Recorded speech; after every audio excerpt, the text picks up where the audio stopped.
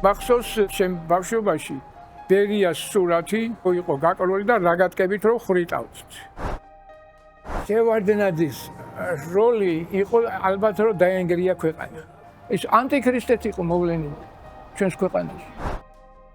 აი ამ ეროვნულმა ძალებმა დაიწყეს კარიერაზე ზრუნვა და კარიერაზე მოქმედება, რაც მიუღებელი იყო. ჩვენ მაგიტომ არ მოვსულოთ.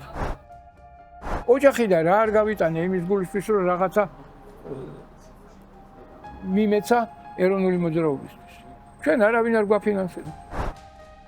რა იყო ისეთი განსხვავებული ინტერესები ქართველებს და ოსებს შორის, რომ მათი შერიგება არ იქნებოდა შესაძლებელი?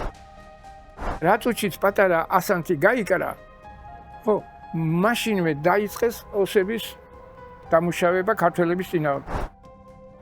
ძალიან მოკლედ და ლაკონურად გემოვნე. ამათი კუდი არასწორად. ოსები ძალიან ჭკვიანი ხალხია.